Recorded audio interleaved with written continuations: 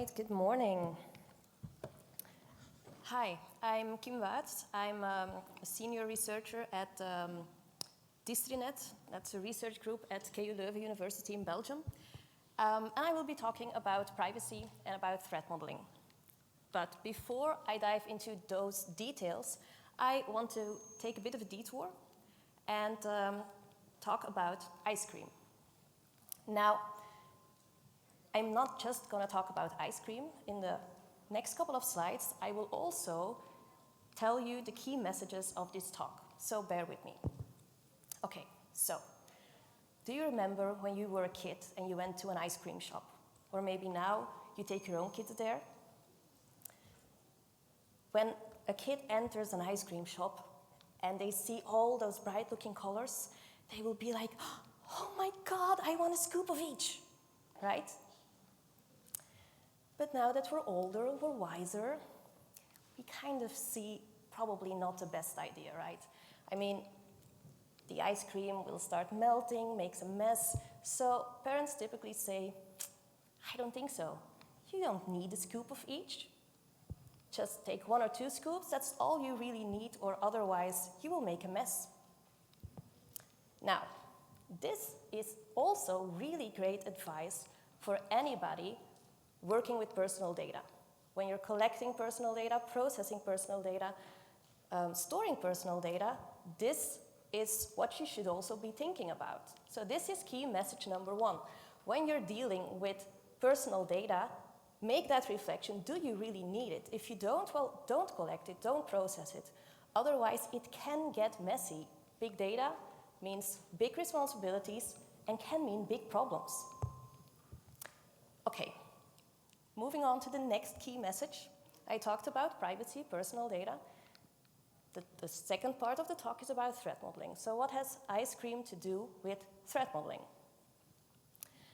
Well, I want to dive into the minds of the parents. Like the kid says, I want a scoop of each, and then 1 or 2 seconds later, the parents say, nah, just 1 or 2 scoops, that's more than enough.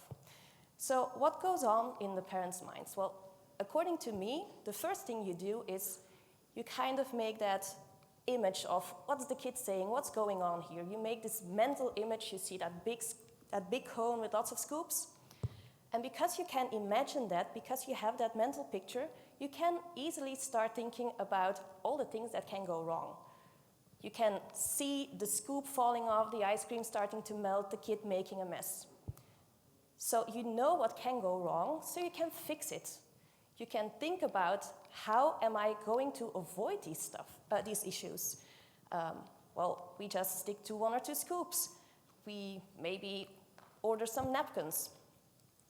And then in that final split second, you probably make this reflection. You go, wait a minute, we just had lunch. It was a big lunch. Maybe with just 1 scoop is more than enough for now. Basically, these 4 steps, that's threat modeling. It's not the 4 steps, the 4 questions I came up with. It's kind of paraphrasing the 4 steps, the 4 questions as described by Adam Shostak, who basically wrote a Bible on threat modeling. And well, as the ice cream story explains, it's something we do without even realizing. It's a natural, it's a logical reflection that we do without actually thinking about it. And, well, key message 2, it's a logical thing to do in our day-to-day activities. It's even more useful to do it for security, for privacy, in a systematic, in a structured, in an explicit way. So, that's what I will be talking about in the rest of this talk, the why, the what, the how of privacy and threat modeling for privacy. Now, I have been working on this topic for more than a decade, and I came across quite some misconceptions about this too. So throughout this presentation, I also want to tackle some of those. And I guess the one misconception I heard most when I tell people, especially security people, that I work on the topic of privacy, well, it's kind of the eye roll response I get, like, privacy? Really? Why? Nobody cares. We don't need privacy. Or, well, we do security, we got privacy covered, or the way around, well, we do security, we can't do privacy. Or, well, yeah, we updated our privacy notice, so we're good for privacy. We only need some quick fixes. Or when moving into the threat modeling space, it's kind of the same. It's like, well, we do security threat modeling, so we got privacy covered too. Or more general, like we do threat modeling in this specific way, and everybody here in the room should do the same thing and follow that approach to the letter. I will guide you through all these misconceptions and debunk them. So let's start. Privacy. Why does it matter? Well, in short, data. We have digital transformation, digital disruption, and all these buzzwords. All data is being digitized. And it's not just about the bits and the bytes, the zeros and the ones. It's about personal data. It's data about people, about individuals, about us. And then I typically get a response like, yeah, personal data, whatever. I do nothing wrong. I have nothing to hide. And while I think it's great that you do nothing wrong, and that this is not a room filled with criminals, I don't agree with the statement. We all have things to hide. We all have things we do not want to be public knowledge. And I think that's mostly obvious when we think about our offline world. So imagine you're at a networking drink later today, and some random stranger comes up to you and starts asking questions like, hey, do you do sports? What kind of sports? Do you go biking? Do you go running? How often? Where do you do that? Where do you live? Can I see some pictures of your house? Do you have lots of expensive stuff there? And how do your kids look like? Oh, by the way, are you in a relationship? How's your love life going? And are you planning to have kids anytime soon? I mean, that's really, really creepy, right? However, if you think about the online world, about all the cool applications, smart appliances we use, well, all this is information we kind of share. And sometimes, even when we think we have made some privacy-aware decisions, sometimes it goes wrong. For instance, if you share your sports activities on some sports app like Strava, you can set up a privacy perimeter to hide your home address or your work address. However, researchers, some of my colleagues at KU Leuven, have illustrated that even with that privacy perimeter in place, it's pretty straightforward to still pinpoint the precise location. Same for location-based dating apps like Tinder. They are susceptible to location attacks. And that's not just a privacy issue, that can become a safety issue too. And well, a couple of months ago, there was this report by MIT that showed that a developer model of Roomba, so the robot vacuum cleaner, was equipped with lots of cameras, took pictures of everything in the house, annotated it, like cabinet, shelf, but basically really every piece in your house, including some kids' pictures. There was even a picture of a woman on a toilet. And how do we know that? Because those images got leaked. More recent story about car cameras and images that were leaked. Clearly, we do not want that. And, well, apparently not even our sex lives are safe. And it's not just about all the data that we provide to the applications that we put into the systems. It's also because there is so much information available, so much fine-grained information, that a lot can be deduced from the information that's available. If you consider wearables like Fitbit, smartwatches, all the information that is collected there, it's so rich that you can deduce relationships, you can predict pregnancy. And, well, basically, you cannot imagine all the possibilities. Even a couple of years ago, already there were some researchers that showed that if you had very fine-grained smart metering measures, you can even deduce or well, yeah, deduce what TV show people were watching based on the light emitting patterns of the TV screen. So, I mean, we have so much information, and we as individuals, as consumers, just rely on the goodwill, the best practices of developers, of organizations who provide these applications, those smart appliances to us. But why should these companies care? Well, because it's the right thing to do. I mean, all the examples I just talked about, we do not want that. We do not want that as an individual, so why should companies not protect that? And the good thing is that we kind of see a shift, that we see a lot of companies really embracing privacy, ethics, being part of their company culture. So that's a nice evolution. But yeah, it costs money, right, investing in privacy? Well, yeah, sure. But studies, surveys have shown that companies that invest in privacy, they typically get at least 2 times their return on investment, often even 3 to 5, because, well, people value privacy, and having a bad privacy experience has almost as bad as a reputation impact as an actual data breach. And, well, if you're still not convinced, you kind of have to. It's the law in many, many, many countries. We have GDPR, you have the California Privacy Act, but, well, yesterday there also were a couple of privacy sessions here. I think all of them mentioned that in 71% of the countries globally, there is some kind of privacy legislation that you have to adhere to, so you just have to. All right, let's move over to some other misconceptions, basically the battle of security versus privacy. So in the one corner, we have some security people that might say, like, well, we've got you covered, we do access control, we have some encryption, we're good. And then in the other corner, we have some security people that say, oh, you privacy people, you make our lives too difficult.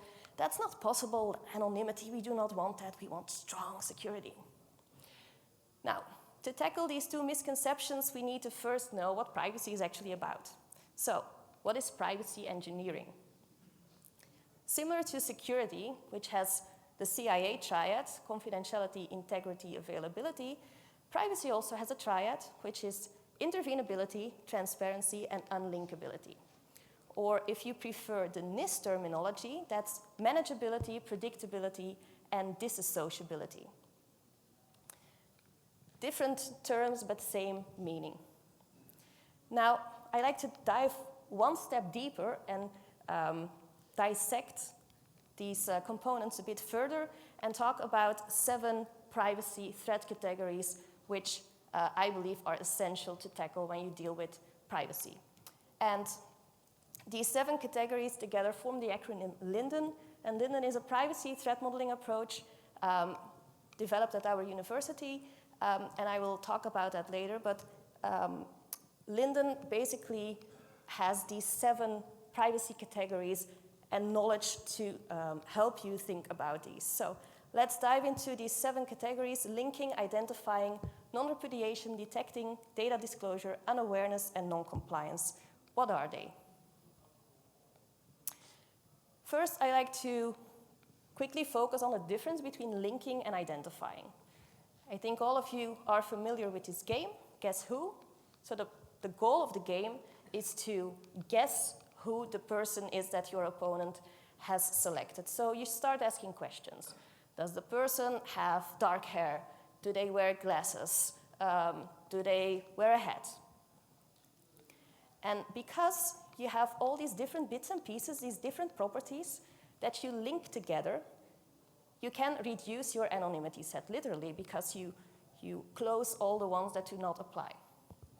Now, when you reduce your set sufficiently and you just have one left, basically you won the game and you have identified somebody. So, kind of obvious difference. So, linking means you learn something about an individual or a group of individuals by matching these bits and pieces together. So that can be by linking based on identifiers, but it's often more a combination of different properties, or deriving additional information, profiling, inferring information. So it's really about connecting the different pieces of information, connecting the dots. Identifying is then really learning the identity, knowing who the natural person behind that profile is.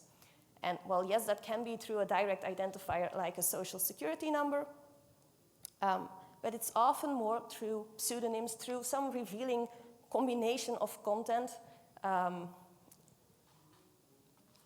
then you reduce the anonymity set. So it's really about having those properties that are specific to one individual to single them out. So if I talk about the yellow duckling in the picture, you all know which one I'm referring to. You do not need to know their social security number, their name, their DNA sequence.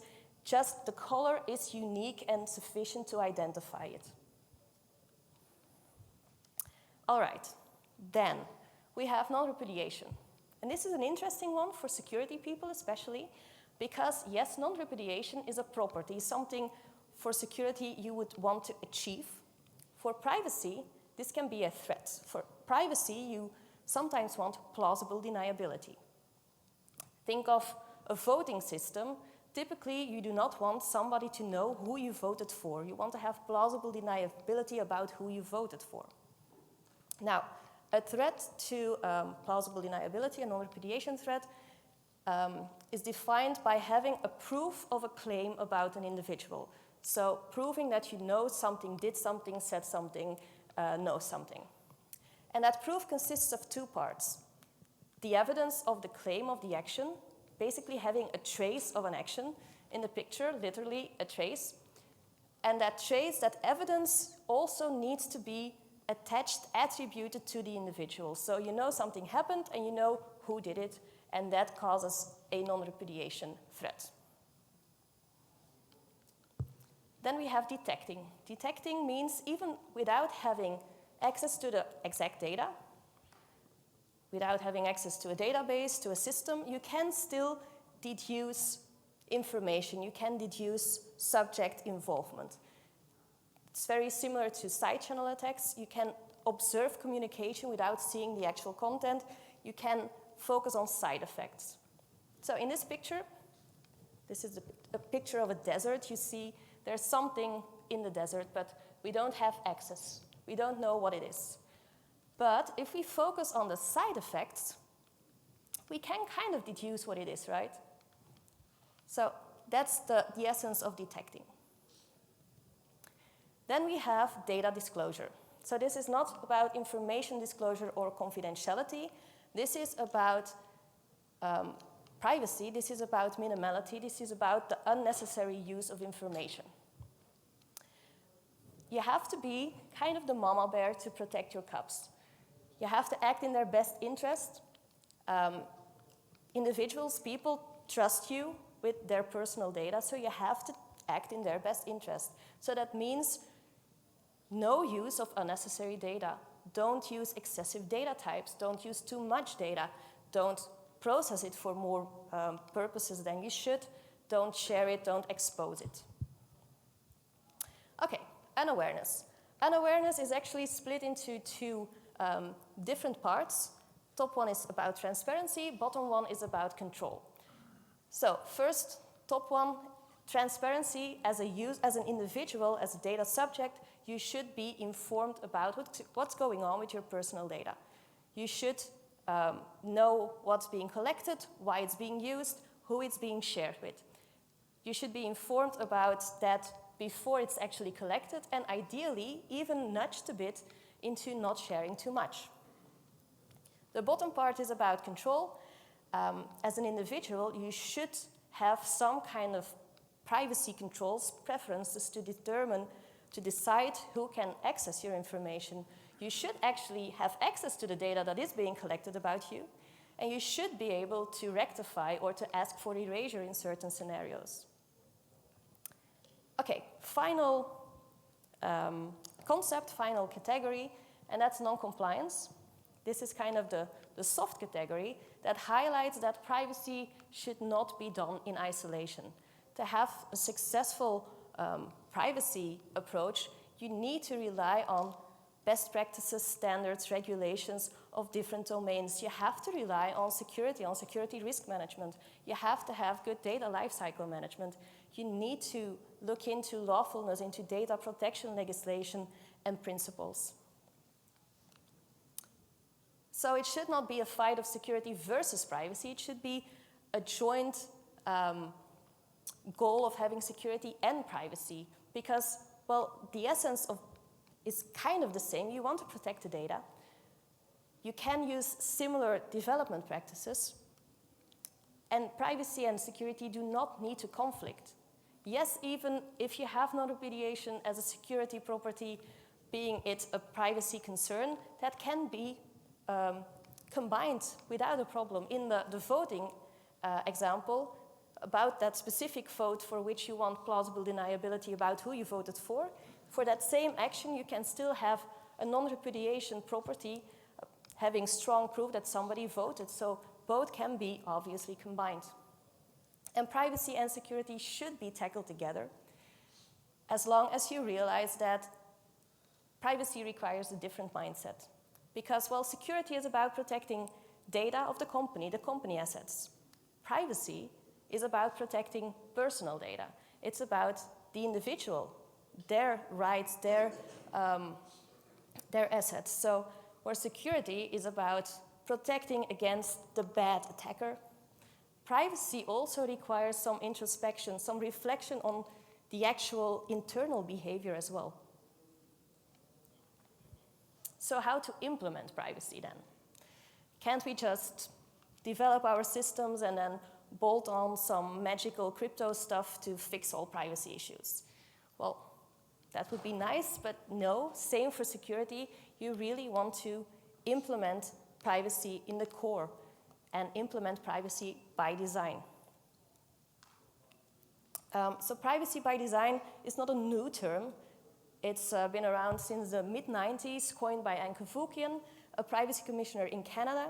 And together with the term privacy by design, she also laid out a set of privacy by design principles.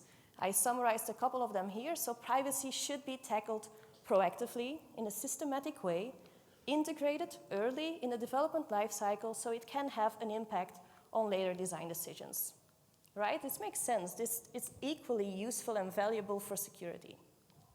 Now, the problem is, it might be a bit abstract, it might be a bit vague. How do you actually bring this into practice? So how can we do this privacy by design? How can we tackle these different properties? Now, the good thing is that there's this cool thing called threat modeling. And look, it's the same properties. What is threat modeling? Threat modeling means you analyze a system representation to highlight, to find concerns about privacy and security characteristics. This is a definition from the Threat Modeling Manifesto, which is, by the way, a really great resource if you want to learn more about threat modeling basics. So in other words, what is threat modeling? Threat modeling means you think about what can go wrong early so you can fix it before it actually happens. And as the ice cream example illustrated, it's something we're used to do in our day-to-day activities. It makes sense there, and it's equally or even more so useful for security and privacy. It has been used in the security community for more than 20 years now. Probably Stride is the best known approach there. Stride as part of Microsoft's secure development lifecycle. But it's equally useful for privacy engineering. And well, threat modeling really is a hot topic lately. The scribble on the slide actually is the Google Trends evolution of the term. So you really see it increasing. And well, threat modeling is everywhere lately. It's been part of lots of standards, best practices, mentioned in the OWASP Top 10 as part of insecure design being a problem, mentioned in a NIST guideline, part of different standards as well. And also, privacy threat modeling specifically is also getting a boost. Privacy threat modeling is explicitly being mentioned in the ISO on privacy by design, in the ISO on de-identification. So threat modeling is really the topic to dive into. Now, how do you do threat modeling? Well, it's basically just 4 questions, 4 steps to follow. The 4 questions, as described by Adam Shostak, you think about what you're working on, you need to have a model, an understanding of the system, then you think about what can go wrong, how you fix it, and you do some reflection. Now, I know this can seem a bit overwhelming, so I like to walk you through a small toy example, literally a toy example. I will talk about a doll, and it's not just a regular doll, it's a doll that has been banned from Germany. So let's do some threat modeling exercise to see why. So, first of all, we need to understand the system. We need to know what's going on here. How do you model the system? Well, there is no ideal model to use, but some are useful.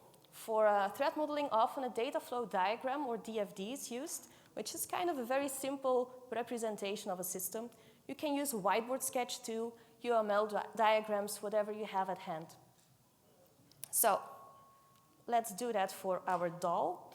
I will use a whiteboard sketch, which is basically a DFD with pretty pictures. So we have our doll. Her name is Kayla. And Kayla is not a regular doll. Kayla is a Bluetooth-enabled device that connects to the parent's phone through Bluetooth. The kid can ask questions. Questions get forwarded to the backend. Backend sends some response to talk back to the kid. And somewhere in the back, there's also some voice analytics going on. So really high-level setting of Kayla. So next step, eliciting threats. But how do we do that? How do we find privacy threats? Well, let's think back of the ice cream example. How did you know what could go wrong? Well, either it already happened. Last week the kid made a mess, so you will not want it to happen again. Maybe somebody told you, well, don't let that happen because I know. The same we need to have for security, the same we need for privacy. We want to have that knowledge that we can apply. We want to have some reusable knowledge that helps us think about what actually can go wrong from a security or a privacy perspective. And that's where approaches such as Stride and Linden, according to me, are so useful because they actually provide that reusable knowledge. They provide that knowledge categorized according to the categories in the acronym. So Linden was created about 10 years ago, very much inspired by Stride. So for those in the room who are familiar with Stride, in the next couple of slides you will see a lot of similarities. And that's really great because that means that Linden is also really easy to align and integrate in security threat modeling practices. So how does this reusable knowledge look like?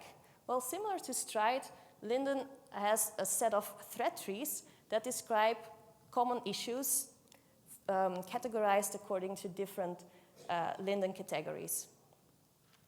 Or another representation are the Linden Go cards, which basically describe the same threats but provide a bit more guidance, a bit more support to understand what it's actually about. And they even come in this handy pack. So, all freely available on the website. Actually, we just updated it last week, so we have new updated knowledge there, so definitely go check it out. Okay, so how do you apply this knowledge? We know what can go wrong. How do we apply it? So I decided to use the threat trees because I know some people think they look a bit scary to get started with, so how do you use it? Let's look at the snippet here. Let's talk about identifying at a data flow. So we have identifiable information, which is the kid's voice data.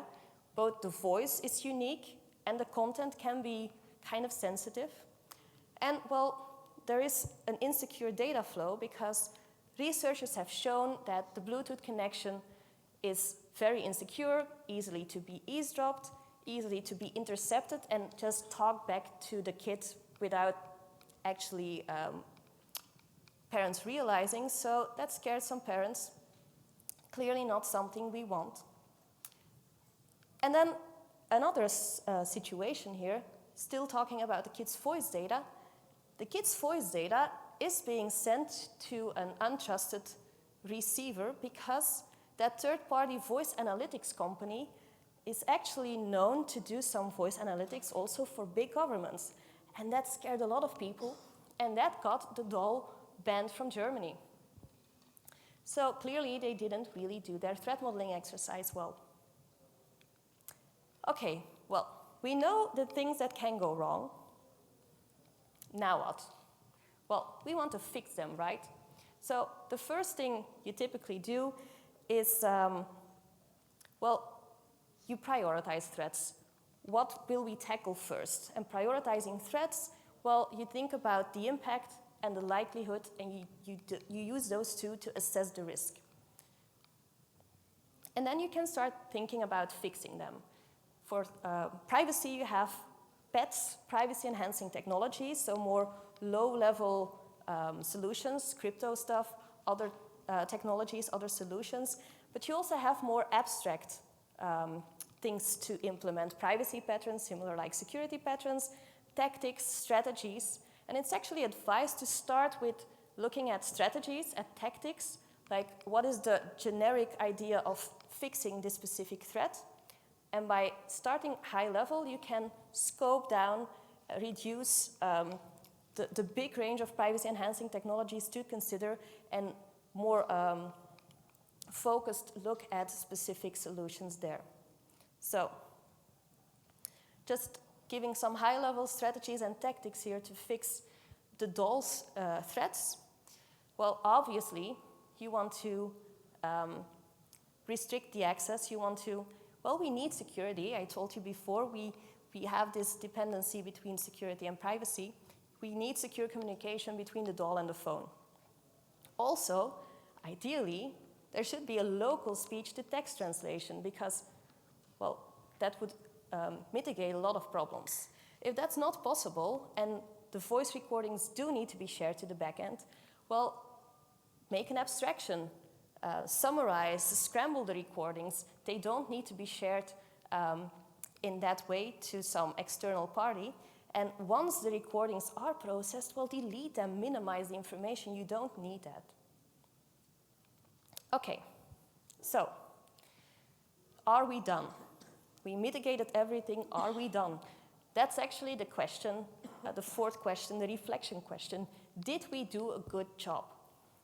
In this scenario, well, we had a very, very high-level representation of our doll and the backend. So maybe in the next iteration, we should zoom into a specific system component and dive into the details there.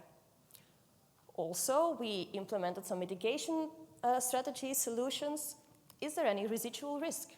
So basically, this is a continuous process. You need to keep reflecting, are we done yet? All right, so that was in a nutshell how to do threat modeling. Just a couple more words about how to do threat modeling successfully. And I mentioned the Threat Modeling Manifesto before. I really recommend that as a read. It's just a couple of minutes read, and it has so much great values, principles, patterns to be applied. I'm a bit biased being one of the authors, but I really recommend you reading it. It just takes you 2 or 3 minutes. I just want to highlight one of the many values and patterns, which is the use of successful field-tested techniques, but aligned to your local needs. Now, just talking about the Linden privacy threat modeling framework, you have at one end the threat trees I just showed, which ideally are being used or applied in a very systematic way. You have a data flow diagram. You create a big mapping table for each of the elements of your system. You want to go over all of them for all of the different categories in a very systematic, extensive way. On the other hand, you have the threat cards, Linden Go cards, that will facilitate a bit of more of a lean threat modeling method. You have people that just use the high-level categories, the animal pictures as input for a quick brainstorm. And then you have all the different shades in between. You can do privacy threat modeling or Linden threat modeling in so many different ways. And, well, what is the best way to do it? Well, that depends on your specific needs. Are you working in a very regulated environment that needs strong accountability? Well, maybe you should go for the more extensive one. Are you just getting some basic understanding? You should go for a more lean one. So basically, it depends on your needs, and you should use successful existing techniques, but tweak them to those specific needs. Now, I talked about Stride for security. I talked about Linden for privacy. I want to highlight that there is also some tool support there. OWASP has a tool called ThreatDragon that allows you to create data flow diagrams and document both Stride and Linden threats for that. We also have some research of our own, and that's the Sparta tool. Sparta is a tool for automated threat and risk assessment, specifically for security and privacy, using Stride and Linden. So both are definitely interesting to have a look at. But of course, the domain is much broader than just Stride and Linden. This is just a selection of things that are out there. Some are more focused on the process of threat modeling. Some are more focused on the content. Some focus more on security. Some focus more on privacy. So the choices are plenty, which one to get started with. If you want to get started with privacy threat modeling, well, I'm a bit biased, but I would suggest you go have a look at the Linden website. It contains all information, and probably just start with the more lean approach, for instance, using the cards. If you want to know more about threat modeling in general, there are many, many useful, great books by Adam, by Izar and Matt, by Brooke, all threat modeling manifesto authors. There's also this really wonderful community called Threat Modeling Connect, where you can join and ask questions. Also, if you want to know more about privacy, in the afternoon there will be a privacy fundamentals session organized by IAPP, which I think will also be really useful. Now, what are the key takeaways here? How did we debunk the misconceptions? Well, I hope I convinced you that we do need privacy. Privacy matters. Privacy is something different than security. Privacy is not confidentiality. Privacy is much, much more. Think of the triad. Think of the Linden categories. Privacy does not need to conflict security. In fact, it can even strengthen it. If you have minimization, well, then a security breach will also have less impact. So it can help. And we need more than quick fixes. We need a by-design approach for privacy as well as for security. And threat modeling is a great tool, a great approach to achieve that. But it's not just about security threat modeling, we also need privacy threat modeling. The good news is that privacy really nicely aligns to security threat modeling, as long as you realize that you require a bit of a different mindset, thinking about the company assets versus thinking about the individual's rights and assets. And there is not one single method out there that you should use. There are many out there, and what you should use basically just depends on your specific needs, on your development practice, on your context, on your domain. So, how should you apply this information in practice? Well, what I really hope is that the main takeaway here, whenever you start considering using personal data, make this ice cream reflection. Do you really need it? If you don't, well, don't get greedy. Avoid a brain freeze, avoid a headache. Don't make it get messy. If you don't need it, just don't collect it, don't process it right. So, what are the next steps then? Well, start using a privacy threat modeling approach. I recommend Linden, but have a look at what works for you, and experiment with what's out there and fit them to your development best practices. So once you have found what works for you, you can start integrating privacy threat modeling and align it to your specific security threat modeling process. Because yes, you should also have a security threat modeling process because it's a great way to ensure security by design. All right. I thank you for your attention. And if there are any questions, there are some microphones here for you to come ask. Thank you.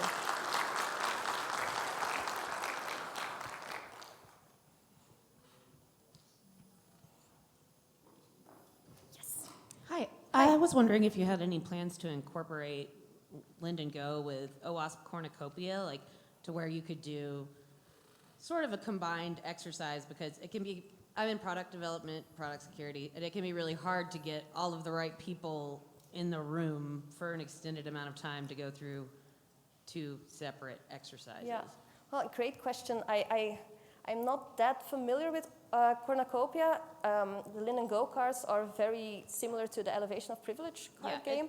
Cornucopia is like that as well, but right? it's so, more geared toward application security and product so security. it can definitely work together, but there's no like, well, short-term plan to combine both. But I think it's really interesting to see how we can really bring that together because, well, ideally privacy and security should be tackled together. So that definitely makes sense, yes. Cool. I have one more question. Sure. So my company is in data analytics, and a lot of the products that we make are built for processing sensitive data and personal data. So in trying to incorporate privacy threat modeling, it can be hard to predict exactly what kind of information the particular customer at hand might be using. Similarly, I've been researching like a conundrum with audits and logs. So like your log management naturally is going to contain some identifying data if you're going to have your user IDs and everything. Do you have any recommendations as far as like collection, storage of sensitive data, and also kind of future-proofing your product development, not knowing exactly what kind of data your customer might be putting in there? Yeah, that's a challenge, right? I know. So the best you can do probably is just tackle it from a generic way and treat it like a black box because that's basically all you know. I don't know, maybe there's some way to limit some actions or activities or guide some best practices basically, for the people using it. Built-in configuration is your friend. Yeah, That's pretty much what I've figured out. Yeah. I don't have a... I was hoping I could be able to give like this is the one, but yeah, unfortunately, if you don't have the information, you can only threat model with the information you have. It all depends on what's in the model. So, yeah, cool. That's a limitation, yeah. Thank you. Thank you.